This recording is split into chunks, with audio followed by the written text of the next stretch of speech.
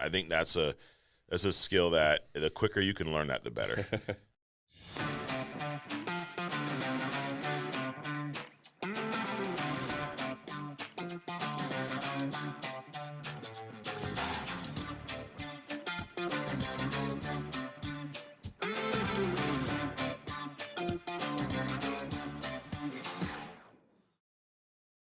Down inside the sale, we got my man Kerry Glass in the studio. How we doing, Kerry? Good, man. Good. How are you? Awesome. We're going to talk about some good stuff today. You do a lot of mortgage protection, right? You've helped over 1,000 families in the 2 years you've been with us, Hall of Fame twice. So why I tell you that is he's qualified to talk about what he's talking about today because he knows how to help families. But you do, like I said, a lot of mortgage stuff. And you said to me earlier, your intro you feel is very important, which I agree. I mean, it's the beginning of your appointment, right? Right. So we're going to go through that today, how to set up a mortgage protection appointment, because I believe there's a misconception when someone new gets into this business. In sales in general, people think like, oh, I have to learn how to overcome objections, right? I have to learn all these cute rebuttals. Like, they got my little rebuttal book, and it's like, it's not like that. If you set it up properly, I would imagine, and we've not talked about, I would assume you don't get many objections. Is that fair? No, not too many. Not too many. Yeah. But I would imagine there was probably a time where you did get a bunch. Oh yeah.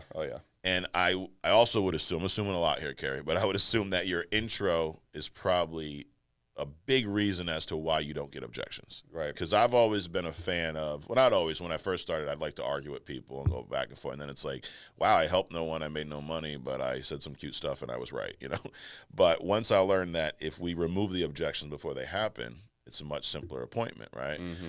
So it's not that, you don't get objections. Well, he just removes them. He sets it up appropriately. Right. So let's talk about, how do you do that? How do you set up the appointment to avoid these objections on the back end? Right. I mean, it comes down to credibility up front in the beginning. I run a lot of already pre-booked appointments. Okay. So, they have a Calendly link that's getting sent to them for reminders with my credentials, my NPN number, my state license. Yeah. I actually have gone to the extent now where I have a website that people can go on for even more credibility. But, just laying out who I am and why I'm there. I'm an underwriter. I work with over 20 different A and A plus rated insurance companies. This just allows me to shop around here for you, make sure that we do find you the best coverage here for the best price. Yeah. So, Mike, if you could tell me, what's on your mind? What's some of your concerns here? Why are we looking into this mortgage protection in the first place? Yeah. Asking that question there just opens up the conversation immediately. You can really dig into their why there, then get back on track to, okay, what we're going to do next, go through a quick needs analysis. What do they normally say when you ask that? It varies, but, I really want to make sure the home's taken care of in case something happens to me, my wife. She doesn't have to worry about that mortgage payment. Got it. You ever get people that are like, I don't know, I was just looking for information? Yeah, of course. Get a lot of those too. What do you do there? Just as kind of a smoke screen. It's like, okay, perfect. So, what does it look like for you at home? Are you married? Do you have kids? Okay, why are we looking into this? Right. And I think that's key, because that's a point where you could take that as an objection and start, well, you filled it out. You must be, you're just like, okay, you ask more questions, because you're right. It is just a smoke screen. Yeah. It's no different than like, when you go into the store to buy, you went to the store to buy that shirt. And what did someone probably ask you on the way in? Can I help you? Yeah, right. What did you say most likely? I'm just looking around. Yeah. When you probably knew exactly what you were going in there to buy, right? So if you would have said, hey, I want to get it, what's it, like a charcoal color maybe? I need to get a charcoal T-shirt. The guy would have been like, hey, they're back in the corner. What size are you? Hey, I'll go grab it for you. Right. Would have been easier, but we're taught to have this, smoke screen up. So you're right. When they say that, it's just a smoke screen. Of course, they're not just checking around or wasn't really sure. I don't remember filling it out. No, they remember, but you got to bring them back to that moment, right? Exactly. So talk to me. So after that point, so that I say that to you. Yeah, I don't know. I was looking for some information. Walk me through how you're then taking that and finding out their why. Yes, sure, absolutely. So when you originally put in this form or put in this request, what was your original thought here? You're trying to protect, your mortgage, obviously, but are you married? Okay, yes or no. Yeah. Do you have any dependents that live in the home with you? Okay. And what does that look like for them? Or, are we looking at coverage for the both of you? Just unpeel that a little more. Yeah. Just keep asking questions to find out their dynamic. Very, very relaxed, even if the guy's like, I just want some information, so anyway, so you live alone? Is your you're just going through the motions. Yeah. All right. What else on the intro? And then I just get into, okay, well, Mike, what I'm going to do next, go through a quick needs analysis here. ask you some basic questions. Yeah.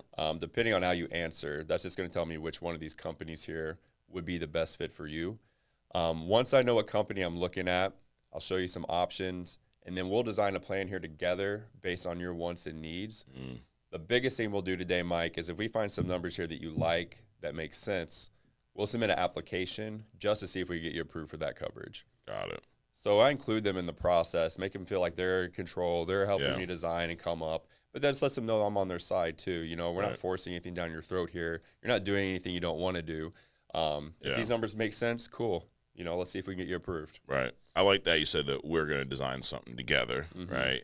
And yeah, hey, if we, which obviously you can go up and down, so there's really no if. We're going to find something where the numbers make sense, and then you're setting up that application already. So really, what objection could they possibly have after that? Yeah, I mean, usually not much of one at all, other than I still just want the numbers, but that's okay, cool. I'm going to keep going through the process, asking questions about your health. Right. If you have other insurances in place, that's where you can build a lot of credibility. Yeah. Or build that why even more.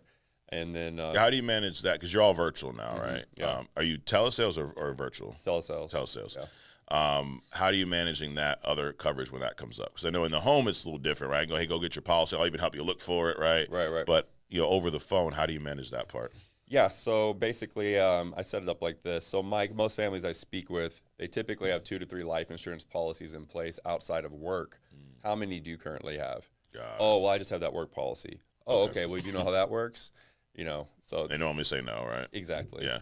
Yeah. And then you obviously educate them on. Now, how is that response after you educate them on, if you don't work there or if you retire or you get sick, you're obviously going to lose that. What do they normally say? I mean, you try to do it in a polite way where it doesn't make them feel kind of ignorant. Right. For lack of better terms, I guess. But, Mike, most families I speak with typically have a work policy in place. Kind of like having a company car, though. Once you leave that job, you do lose that work benefit. So most people put something permanent in place that closes the gap. So when they do leave that job or retire, they still have that coverage, for the family. Yeah, got it. And like saying that so often, most people, here's what most of my clients do. Here's what, whatever, the guy down the street, like people want to feel like they're doing what everyone's doing. Right. If you're like, you're the only one that's doing this, like, it's kind of weird. But hey, most of and it's true though. Most families do have just a work policy or a couple or whatnot. What else do you set up before you get into the actual application? I mean, going through health too, just, picking on that. It's like, oh, okay, well, I'm not sure. This is just going to help me kind of decide which route to go, what product or what carrier, what company would be best. But I pull that back in on my close.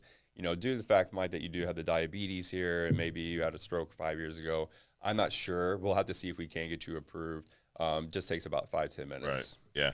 I think that's huge too. I when you're doing this for so long, helping that many families, it's easy to kind of get in this headspace of like, oh, I can get everyone a policy, so getting them eligible is not really a big deal. But it is, because there's certain products they can't get. Just because we know we have a product for everyone, you still need to talk about them in the right way. Like if you make it seem like anyone can get approved at any time, where's the urgency? Right. Why do it now? Why is it such a big deal? Why do I get to do an application if anyone just gets approved? So I think it's key to remind yourself of that we do got to get you qualified. And based on your health, you may not qualify. Like this is something that if you qualify, it's a great thing.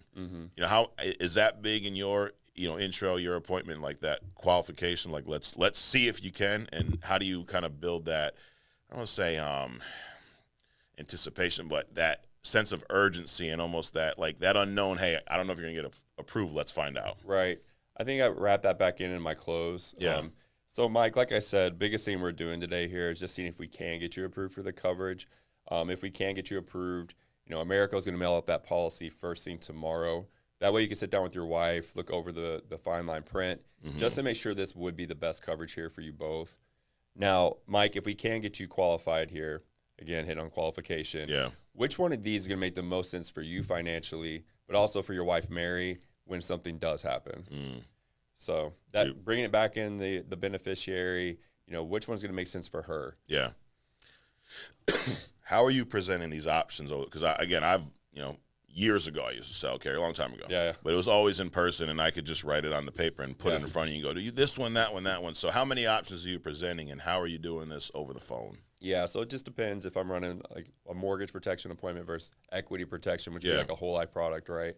You gotta having a pen and paper in hand is huge. Make sure they have that up front to take down your credentials when you get on the call. Got it. And then when you're going back into the company, when after you've done your research, okay, you still have that pen and paper. So the company I'm looking at here is Americo. If you want to write that down, are you familiar with them? Then I go over their benefits. Okay, so first one here is called a living benefit. Are you familiar with that? Okay, go ahead and write down a living benefit. What that does is this. Next thing here, 2 times accidental, if you want to write that down. Yeah. Then, okay, now also builds cash value if you want to write that. And then it's really important to kind of make a visual connection of having them like instruct them how to write the numbers. Okay. Yeah. So on that piece of paper, if you can, write down 30,000, 20,000, and 10,000. Underneath that, write down this many months, this many months, this many months. Now, what this means here is this. Does that make sense? Got it. And then give them the numbers on Yeah. that. But if you direct them beside the 30,000, write 20,000. Right beside the 20,000, write down 10,000. That way, they don't have stuff all over a piece of paper, and it's very direct, and it paints that picture in their head. Dude, that's huge. As funny as many of these have I've done, and many people I've asked. I mean, a good chunk of the company is virtual or telesales now. Yeah. I've never asked that and gone through that, but it's a huge point. So if you're not doing that, I mean, because that's so key is them seeing the numbers. Obviously, you're over the phone, so you can't write it down for them, but walking them through it. And it also allows you to maintain control, because that's a big piece of the appointment is, I always say, like, it's your house, but it's my appointment. Right. Like, I'm in control here. And it's a little different over the phone virtual. It's easier, I think, to take control in the home because you're there.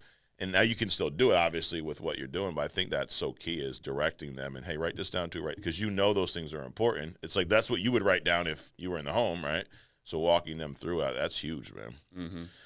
And then I guess at what point or what are some signs where all right, this is let's say a done deal, but I uncovered their why. I found something that fits their budget. I know this makes sense. Now let's move on to the application. Like, what are there some signs that you pick up on, or how do you know when it's time to proceed? Yeah, I mean, I get the go ahead if they're hesitant. I'll turn down sales all day too. The last thing I want is a chargeback situation. Right. But I guess the way I get through into an app is the most common objection you're gonna get is I need to think about it or talk to my wife, right? Right. So when you've laid out these 3 options, you find out why. Well, if we were able to get you qualified here, which one are you leaning towards? This one, or this? Like, well, I like this, $100,000 option, but I'm not sure if I can swing it. Maybe the 75,000. Well, you know what, Mike? Let's just see if we can get you approved for the 75. If you do get that approval, we can always add more coverage down the road. Biggest thing we're doing today is just seeing if we can get that yes or no. Got it. You mentioned too that you'll walk away from sales, right? Like, Absolutely. and I think that's a skill that the quicker you can learn that, the better. Because if you don't, like, it took me a while to learn that, and I got myself in trouble, quality business wise, right? And then I learned it was like I don't need to help every single thing because I'm not helping them if they leave. And I would even say that, like, dude, if I don't find something that fits your needs or budget, and then we put it in place, and then I walk out of here and you cancel in a month, I didn't do my job. Right. And then we're back at square one where you don't have any coverage. And actually, you're probably not going to get coverage because you've already had me come out. And no one else is going to come out. You're done with this. So if I don't do that today, then I screwed up. Right. So I learned that way too late. Right. But how do you know when this is just not a deal? Like, as much as I'd love to help this family and make a commission, blah, blah, blah. But if I know it's not going to stick, then I'm going to get charged back and they have no coverage. So, I did 2 wrongs. Right. What are some signs there, and how do you know when to just go, all right, next appointment? Yeah, I mean, you can tell a lot just by the way they're speaking over the phone with their tonality and resistance and all that. But you got to make a judgment call too, and I think that just comes with time and experience of just kind of reading the person without, we're using 10% of your communication skills over the phone. Right. So you kind of have to hone in on that a little bit. But one thing I did leave out in my needs analysis is, Mike, at the end of the month, Mike, what would you say your average monthly income is? Just a ballpark. Okay, about 4,000. Okay, great. So at the end of the month, Mike, once you take care of your bills, utilities, your mortgage, fun things you like to do with your wife, about how much would you say you're left with? They're telling me how much money they have left. Right. So I'm basing numbers off of that because if they say they got $300 left at the end of the month, maybe I'll show them a 300 starting one, but I know they're not going to get that Right, one. right. But work my way down to a point that this will make sense. It's not taking all their extra cash because no one wants to be insurance poor. No, and then because eventually it will cancel. They will. It'll get to a 100%. point where everyone has those times. It'll be that month where everything is so tight, and they go, you know what? That policy, I'm in good health. I'll get one later. I don't, and then they drop it. But to your points, because they gave you the number, and you're like, oh, 300, oh, 299. Let's do that one. Yeah. Yeah, I'm like, you know what? I don't think that makes sense. Yeah, absolutely. This is great stuff, dude. I appreciate it. Any last thing? So I guess if I'm a brand new agent starting today, what's the best piece of advice you'd give me? Just get through your first 100 appointments as fast as you can. Fail fast, fail often. That's where you're going to get better. So just stay consistent. It's a numbers game. Yeah, love it.